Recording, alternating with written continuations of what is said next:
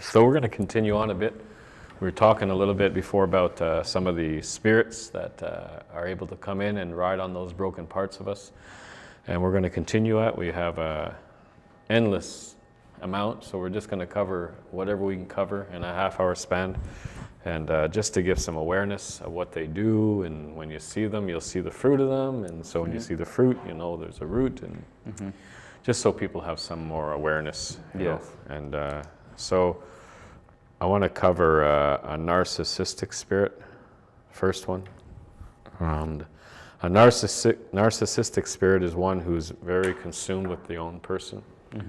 And they are all about themselves, them getting, fulfillment, them getting, the glory, them being important. So it's like, even when you go out with a narcissistic person, or let's say a woman or a man goes out with somebody who's very narcissistic, they'll leave, if a man, he'll leave flowers at the morning, he'll win her heart, he'll leave messages on the phone, he'll do all these things because he has to be the best at whatever he does. And so once he, so he has to be the best at winning her heart. But once he's won her heart, then it's back to about him again, because even when he was winning her heart, it was really about him being the best at winning her heart. So everything's surrounded about him. Yep. And his point of view and the way he sees things, and he wants everyone around him to see it the way he sees it, and he does not see how it affects others. It's amazing because he becomes like this magnet that everything has to be around about him. Everything has to be, and if it's not about him, he makes it about him. Yes. I've seen people like that all the time. And so even if it's about something else, he'll twist it and turn it until it's about him again. Or if you tell somebody who's very narcissistic, and they're broken, it's not their fault, but it doesn't matter. And I've done this, God help me, I've done this, and it's sad, but I'll do this. You'll know that no matter what story you have, they have one better.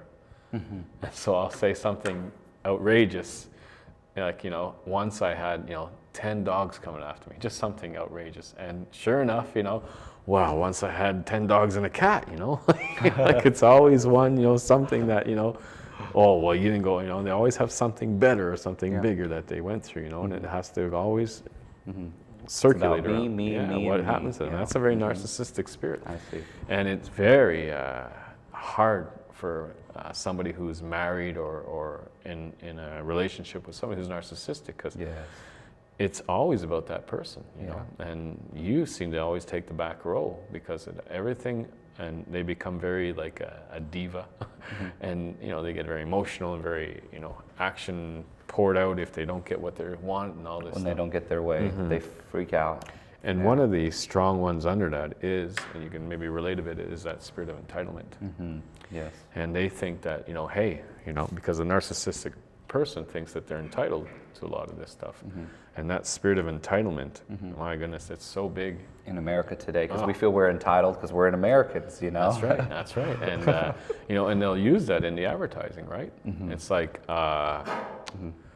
you're entitled to a car, a good car. You need a new car. You're entitled to this. You work hard. Yeah. You deserve this thing. And, it doesn't matter. You're going to be paying the salesmen are like, you deserve this fridge, or you deserve this. You're a hardworking person. Right. You're like, you know what? I am a hardworking person. And you feel like you're entitled to everything. Just because you breathe air.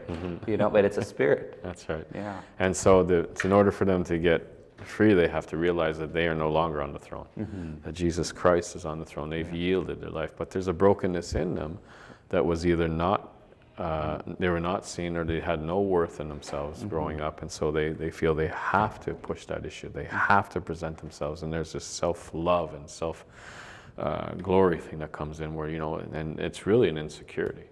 It's really a part of them that doesn't feel they are worthy, that they will get that, so they have to always make it about themselves. Well, so would like racism and thinking that your race is better than everyone else, like would that fall underneath narcissism? It could for sure fall under that, or entitlement, like that I deserve this, I've been, mistreated, or, and I'm entitled to this thing, like it's not fair. Like a lot of entitlement says it's not fair. Yeah. That's one of the voices it's of entitlement. So that's narcissism.